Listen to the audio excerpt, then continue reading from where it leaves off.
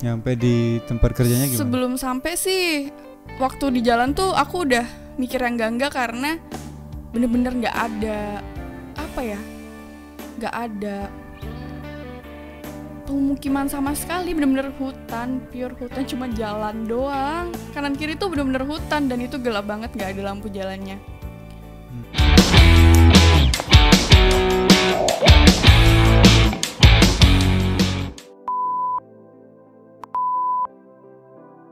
Ya, halo teman-teman. Kali ini saya kedatangan tamu yang sangat luar biasa.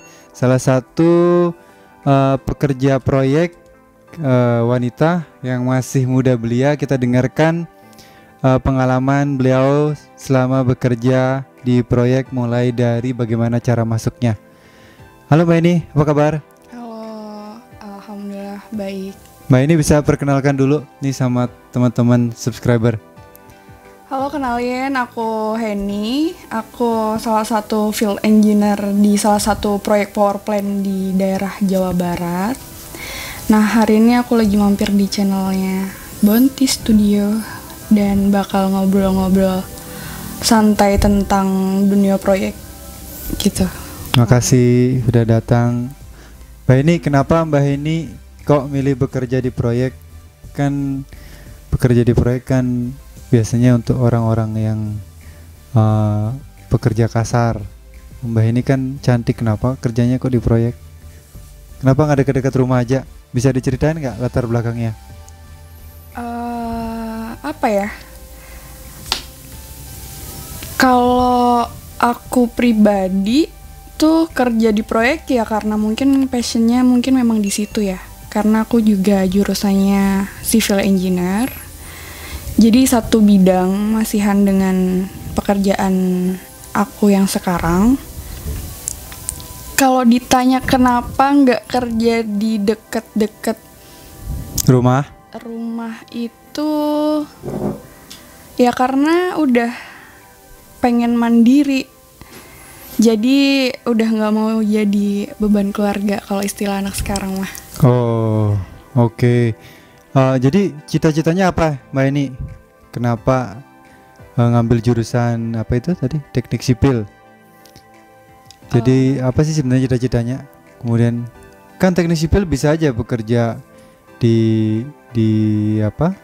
Perusahaan-perusahaan gedung dekat-dekat tempat asal. Gimana? Gimana tuh, kenapa kok milih proyek yang jauh-jauh?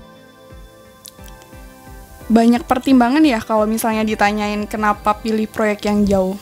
Karena buat ngambil suatu pekerjaan tuh kan ada beberapa faktor yang jadi pertimbangan kita. Mungkin dari salary, dari rotasi, dari jenjang karirnya, kemudian dari visi misi perusahaannya. Oh, berarti mungkin karena gajinya gede kali ya kalau di proyek? Enggak juga kan? Kalau gaji tuh Awal masuk harusnya sama kan? Di mana-mana. bisa dibilang relatif ya. Karena gedenya aku tuh juga belum tentu gedenya kalian gitu. Kalian itu siapa? Kalian semua. Ya, oke. Jadi intinya mau mandiri lah bekerja di proyek. Tapi apa memang mungkin dari awal itu kan kadang orang bekerja itu waktu ngelamar oh tiba-tiba jatuhnya di proyek gitu. Gimana? Atau sudah ada yang ngasih tahu, oh teman-teman dulu, oh kalau kamu itu kerja kalau lulus di proyek aja bagus gitu. Ada yang begitu cerita? Enggak sih, enggak ada cerita. Cuman kan waktu kita kuliah tuh sudah ada beberapa apa ya gambaran dan arahan tuh kita tuh bakal ke arah mana gitu. Kalau misalnya kayak aku kan jurusannya emang jurusan teknik sipil, jadi ada beberapa pilihan pekerjaan yang masih satu bidang dan selinier sama jurusan aku. Mungkin bisa ke konsultan, terus kontraktor, atau mungkin bisa kerja di pemerintahan. Sebenarnya semua bidang tuh maksudnya masih bisa dijangkau, cuman lebih apa ya, kayak lebih mengerucut lagi gitu loh. Kalau teknik sipil tuh biasanya tuh kebanyakan kalau nggak di konsultan, kontraktor. Berarti tadi karena kerja di proyek, berarti karena pernah ikut training atau gimana gitu loh, ada yang ngajakin. Oh, maksudnya gitu. Kerja di proyek karena pas trainingnya mungkin waktu PKL kuliah, terus dapatnya di proyek gitu, terus akhirnya keterusan gitu kali. Memang dari tempat aku kuliah sih, tempat magangnya itu kan sudah ditentukan memang harus di proyek, dan ada beberapa ketentuan yang harus dipenuhi. Setiap proyeknya tuh juga nggak bisa semua proyek kita magang. Jadi ada beberapa ketentuan yang harus dipenuhi buat kita magang. Kayak misalnya kalau aku kan dulu ambil konsentrasi gedung ya. Jadi ada beberapa kriteria yang harus dipenuhi, kayak misal gedungnya itu luasnya harus 1000 meter persegi, atau mungkin gedungnya itu harus tingginya itu lebih dari 3 atau 5 lantai. Ya kayak gitulah kurang lebih. Ya oke. Jadi karena dulu pernah diarahkan dari kampus, sudah diarahkan lebih bagus bekerja di proyek gitu maksudnya ya? Bukan lebih bagus bekerja di proyek, tapi lebih cocok. Memang ilmunya itu bakal dapat lebih banyak ketika kita terjun langsung ke proyek gitu. Oke. Nah, sekarang mau tanya nih, Mbak ini kan masih usianya baru 23 tahun guys. Jadi baru 23 tahun, kemudian kok sekarang udah berapa kali proyek nih? Yang kerja? Udah 4 kali proyek, jadi 2 kali internship magang dan 2 kali proyek sungguhan. Oh jadi yang 2 kali pertama itu magang waktu kuliah? Yang 1 kali magang waktu kuliah, yang 1 kali itu waktu SMK dulu. Dulu aku juga SMK-nya ngambil 1 bidang. Oh, jadi di SMK-nya udah ngambil 1 bidang. Nah, jadi kan sekarang umurnya 23. Waktu saya umur 23 itu saya belum lulus kuliah. Nah, Mbak ini kok sudah bisa kerja 2 kali proyek? Itu ceritanya gimana? Ceritain dong. Berarti lulus SMA tahun berapa tuh? Aku lulus SMA itu di tahun 2015. Waktu itu aku masih usia berapa ya? 23, sekitar 16 tahunan lah. 16 tahun kan orang tuh baru masuk SMP, SMA. Ya karena dulu aku sekolahnya tuh sempat akselerasi gitu. Oh, ada akselerasi, ada percepatan. Jadi kuliah itu masuknya di umur 17. Iya, di umur 16-17an. Oh, 17, terus kuliahnya 3 tahun, jadi 21 lulus. 20 tahun udah lulus. Oh, 20 tahun. Luar biasa guys. Jadi udah langsung kerja gitu. Di 20 tahun udah langsung kerja. Nah, terus kenapa dulu milih jurusan teknik sipil? Memang suka apa itu, gambar? Ceritanya gimana? Kenapa milih? Kok kenapa nggak jurusan manajemen atau jurusan apa? Kan jarang itu wanita ngambil sipil, atau kecuali arsitek kan mungkin jadi arsitektur. Karena emang apa ya? Biar banyak cowoknya ya? Enggak juga sih. Enggak. Karena emang passionnya di situ kali. Tapi sebenarnya dulu pas awal aku juga nggak terlalu paham banget bedanya arsitek sama teknik sipil sih. Cuman karena dulu ambil PMDK-nya itu di salah satu perguruan tinggi negeri di Kota Malang, jadi yang masuk itu, jadi ya udah di situ aja. Dan karena PMDK-nya ya itu masuk. Jadi karena tembusnya di situ gitu. Oke. Nah, aku lihat di LinkedIn nih. Jadi sudah 2 tahun 8 bulan bekerja di salah satu perusahaan kontraktor. Kemudian sebelumnya masuk awal tuh, lulusnya tahun 2018 di LinkedIn guys kalau mau lihat. Iya, Mau kepoin bisa mungkin Mbak Heni. connect sama aku di LinkedIn. ID-nya Heni Puspita. Oke, nanti sih di share nanti nih LinkedIn-nya. Terus awal masuk di proyek jadi memang jadi dokon ya dulu ya, dokon atau admin ya. Ya, dulu pas waktu pertama kali masuk masih jadi dokumen kontrol. Terus belajar. Karena proyeknya itu maksudnya itu nggak satu jalan sama aku, bukan tentang, karena aku ambil konsentrasinya gedung dan waktu itu proyeknya itu Pipeline. tentang pipeline gitu, jadi mungkin harus belajar lagi gitu. Oke. Dan emang posisi yang dibuka waktu itu cuman dokumen kontrol. Ya, terus menurut Mbak ini tuh memang orang kalau bekerja, orang baru lulus teknik sipil itu gimana caranya masuk? Dulu ngelamarnya gimana? Ngelamar banyak apa gimana? Ada dapat referensi dari teman? Kalau aku pribadi sih dulu ada rekomen dari teman ya. Jadi mungkin lebih proses masuknya itu nggak yang Gak sulit gitu loh.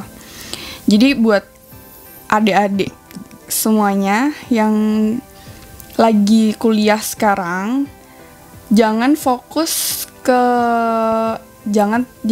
hanya fokus ke materi kuliah dan IPK yang tinggi, tapi coba juga jalin hubungan dan perbanyak teman. relasi. Iya, benar. Jadi maksudnya kalau pas kuliah itu cobalah berteman dengan banyak orang gitu maksudnya, Iya. sehingga dapat koneksi untuk jalur-jalur untuk mencari kerja gitu kan maksudnya. Iya, benar. Oke, jadi kan sudah pengalaman nih, Mbak ini kan termasuk orang yang masih muda, tapi sudah bisa masuk ke proyek konstruksi, khususnya oil and gas ya. Sekarang power plant. Nah, cara kerjanya bisa ngikutin nggak? Technically. Kalau technically sih sebenarnya kalau kalian waktu kuliah Ngikutin? mengikutin materi dengan baik sih, pas kerja juga pasti nggak bakal ada masalah dan lancar-lancar aja, karena nggak jauh-jauh sih, basicnya sama, cuman pasti berubah. Setiap project kan ada SOP-nya masing-masing, jadi mungkin berubah karena kuantiti pekerjaannya aja. Jadi artinya yang ilmu yang di kuliah itu dipakai sebenarnya? Iya, dipakai. Ya kalau di sipil sih dipakai karena banyakan hitung-hitungan ya. Iya. Oke. Terus lingkungannya gimana? Nah, ini nih. Lingkungan kerja kan penuh dengan pressure biasanya kalau di proyek kan, diburu-buru, tidak seperti di perusahaan-perusahaan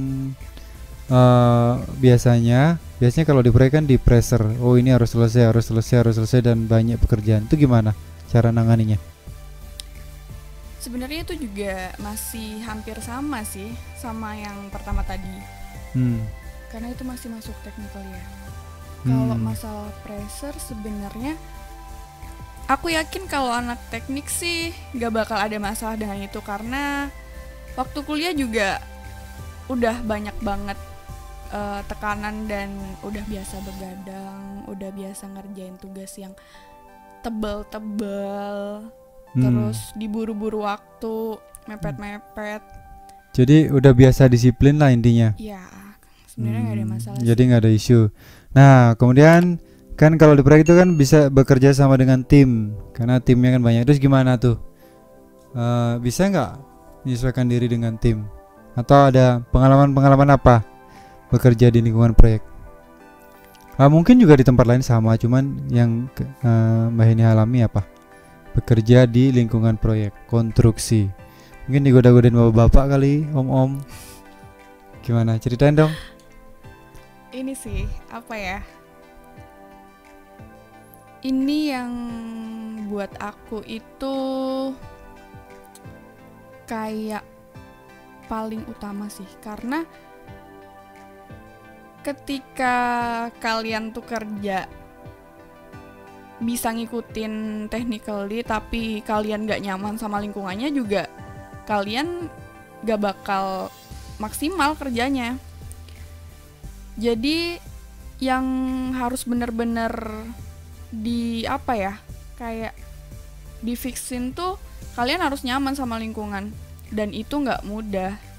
Kalau di proyek tuh kalian harus punya mental yang bener-bener udah kuat banget gitu loh. Buat cewek-cewek nih ya, buat aku pribadi sih gitu. Oke. Ya, maksudnya gini, kalau misalnya lingkungan bekerja itu awal masuk tuh gimana deh? Jadi welcome gak orang-orangnya? Orang baru masuk kerja, waktu itu kan baru awal-awal masuk tuh di proyek-proyek pertama. Nah itu gimana orangnya? Atau ada pengalaman-pengalaman yang gimana? Kan saya masuk proyek nih keluar kota. Itu gimana pengalamannya? Coba ceritain. Gimana awalnya masuk proyek, ketemu dengan lingkungan orang proyek, gimana? Awal masuk proyek sih yang bener-bener kerja ya, pure kerja, bukan internship magang tuh. Dulu aku proyek pertama itu jauh banget sih, di Jambi. Dari Malang ke Jambi tuh itu buat aku cukup jauh dengan hidup sendiri gitu, tanpa siapa-siapa. Waktu pertama kali masuk proyek sebenarnya ada perasaan takut ya, karena aku kan juga anak cewek, pasti ada naluri takut-takutnya, apalagi mayoritas cowok di proyek. Dan kita belum tahu lingkungannya bakal kayak gimana di sana. Pas awal masuk, alhamdulillahnya tuh orang-orangnya tuh baik-baik sih, karena katanya dulu pernah punya pengalaman itu takut dijemput sama sopir, masih was-was, itu gimana ceritanya? Iya sih. Jadi pas waktu pertama kali aku project di Jambi dulu kan, dari airport tuh dijemput sama ada driver yang ditugasin buat jemput aku. Aku kan belum tahu nih, karena aku kerja di sana juga berdasarkan rekomendasi temen yang sebenarnya tuh nggak terlalu kenal. Nggak begitu kenal banget gitu, temennya temen gitu. Nah pas waktu nyampe di bandara dijemput, aku mikirnya enggak belum sih, itu masih kayak normal-normal aja. Tapi waktu, karena aku nyampenya malam, waktu di tengah perjalanan tuh sempet mampir makan dong. Dan waktu itu aku nanya gini sama si drivernya tuh, "Pak, ini masih berapa jam lagi ya?" Itu waktu itu aku udah perjalanan 2 jam dari bandara Jambi. Iya, bandara Jambi. Memang nggak nanya tuh sama waktu interview itu berapa lama dari bandara gitu? Nggak nanya. Waktu itu enggak sih. Pokoknya mau aja kerja aja gitu. Enggak juga. Karena belum tahu lokasinya. Jadi cuman kayak searching, oh itu di Jambi bagian sini gitu, di provinsi ini. Tapi enggak searchingnya sampai detail banget. Itu tuh perjalanannya berapa jam dari bandara gitu. Dan itu daerahnya ternyata di tengah hutan, itu nggak tahu. Jadi waktu itu proyeknya di hutan? Iya, benar-benar kayak di hutan gitu. Terus akhirnya kuda was-was sama sopirnya nanya, terus gimana? Jadi aku waktu itu nanya, udah 2 jam perjalanan gitu, dan dia bilang ini masih jauh gitu. Masih jauh. Terus aku tanya dong, karena aku ada perasaan kayak takut gitu kan, karena udah malam juga, malam-malam ya, dan aku sendirian pertama kali ke Jambi. Iya. Terus dia bilang iya masih jauh. Dan pas waktu aku nanya di sana ada Gojek nggak, dia bilang nggak ada Gojek tuh apa gitu. Jadi drivernya nggak kenal Gojek. Jadi di drivernya Jambi. tuh nggak tahu Gojek. Ya, terus Nah aku mikir dong, terus kalau misalnya ada apa-apa nantinya, aku naik apa dong kalau misalnya semisal ada apa-apa dan aku minta turun di jalan Disergap. tiba-tiba. diturunin di jalan. Ya enggak juga. Terus akhirnya sebenarnya tuh kondisinya aku capek banget karena aku ambil flight yang benar-benar pagi banget.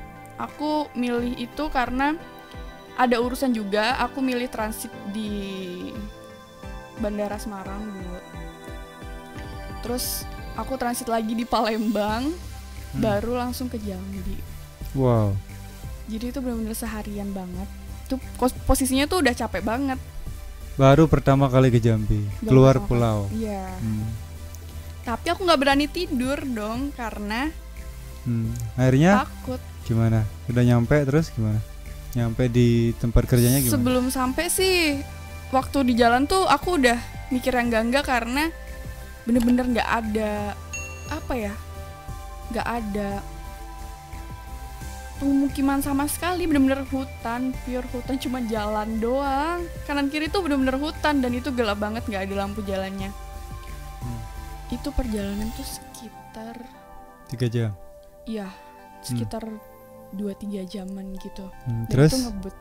nyampe Waktu nyampe juga aku juga masih mikir yang enggak karena tempatnya itu kayak gudang. Jadi tuh dia tuh kayak apa ya? Warehouse ya dia. Apa ya? Kayak mes lah. Mes gitu. Kayak ya mes sih, cuman dia tuh jadi satu dengan tempat fabrikasi gitu. Jadi kayak pabrik dan kayak apa ya, kalau dari luar tuh kayak gudang gitu loh, gede banget. Tempat penyekapan gitu. Nah, aku mikirnya tuh kayak ini pasti tempat penyekapan, aku bakal disekap di sini gitu. Tapi pas udah masuk, itu aku dianterin sampai kamar dan aku baru ngerasa lega karena oh iya memang berarti tempat kerjanya Itu nyampenya malam tuh. ada gitu. Malam. Terus kalau tempat kerjanya nggak ada gimana? Ya kan udah ada antisipasi gitu dari rumah sebelumnya, udah ada apa ya, kondisi terus darurat kalau orang tuanya udah siap-siap ya, gitu. Siap-siap panggil polisi gitu. Ya nggak tahu juga sih. Nah terus udah nyampe di situ bisa tidur dong di. Iya. Terus baru keesokan harinya baru mulai. Iya. Besoknya baru bisa mulai kerja. Dan itu adalah project pertama aku. Oke, nah setelah mulai bekerja tuh kenal lah banyak orang tuh. Ya. Nah, gimana orang-orang proyek kan pada gatel-gatel, gimana? Kan terkenal. Iya sih.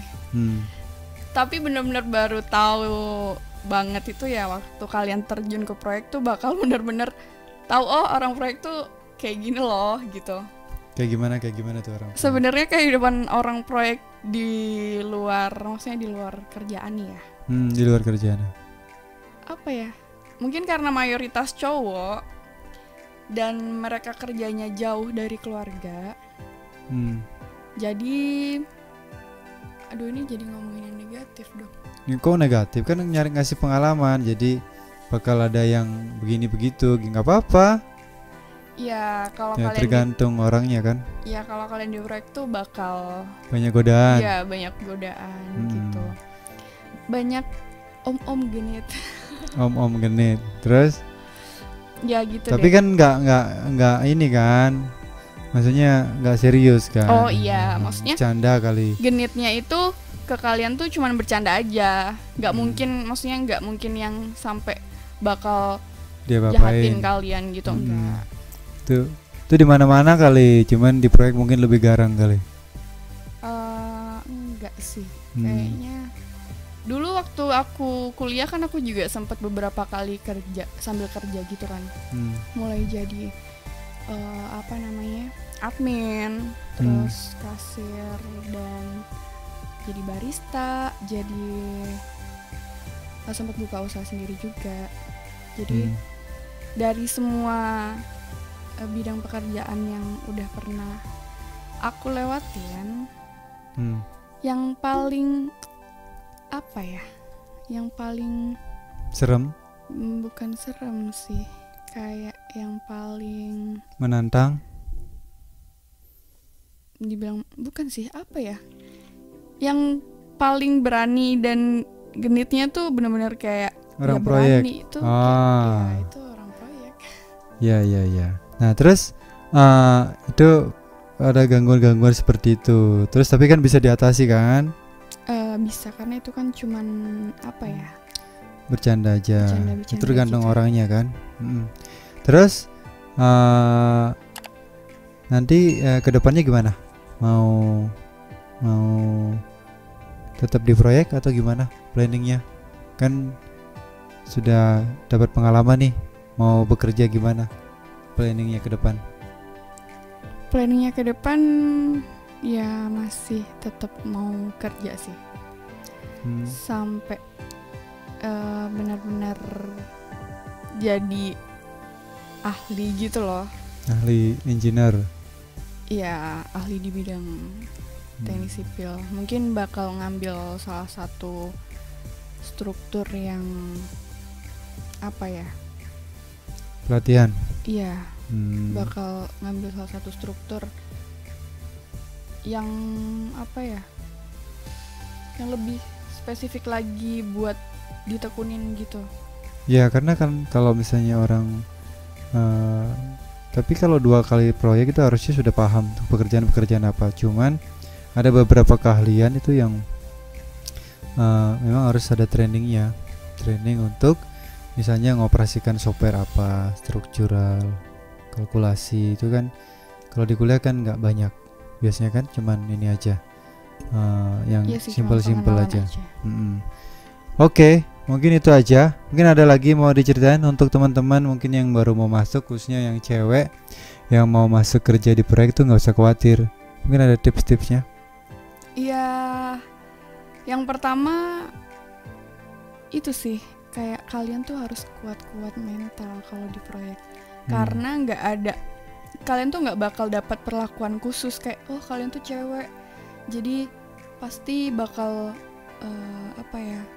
bakal diringanin gitu. Enggak, kalian bakal disamaratain berdasarkan tanggung jawab posisi masing-masing.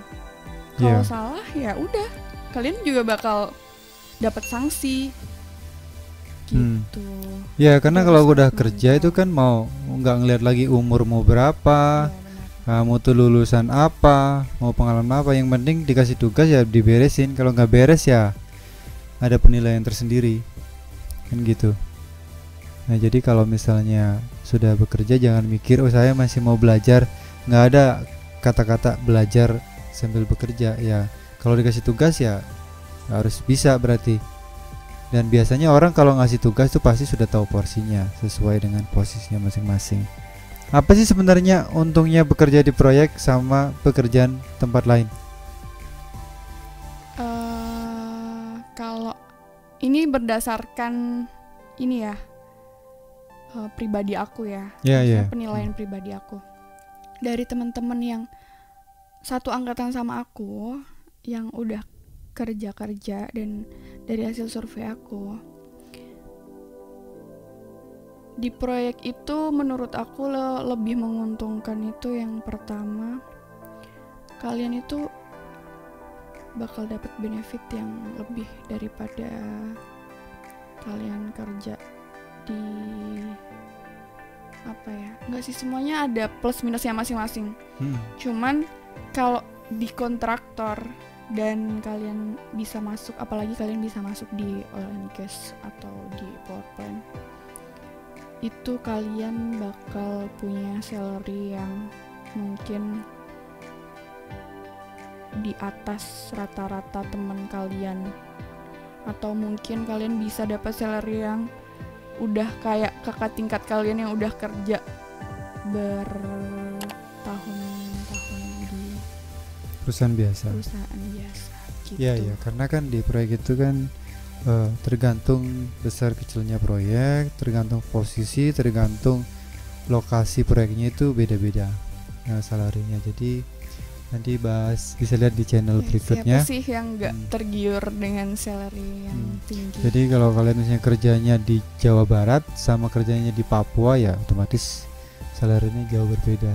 Jadi kalau masih muda, saran saya kalau bermasuk nggak usah mikirin salary dulu deh, sampai mungkin settle jadi engineer sungguhan, nanti salary akan ngikutin.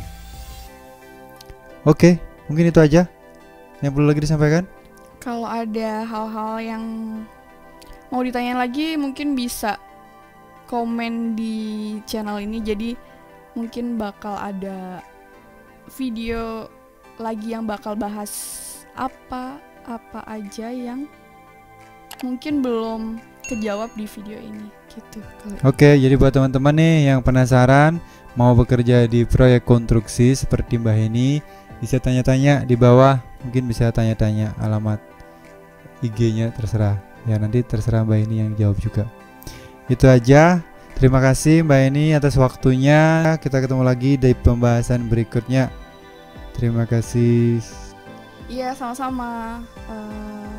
Jangan lupa subscribe, like, dan komen di video ini biar channel ini lebih semangat buat nge-share hal-hal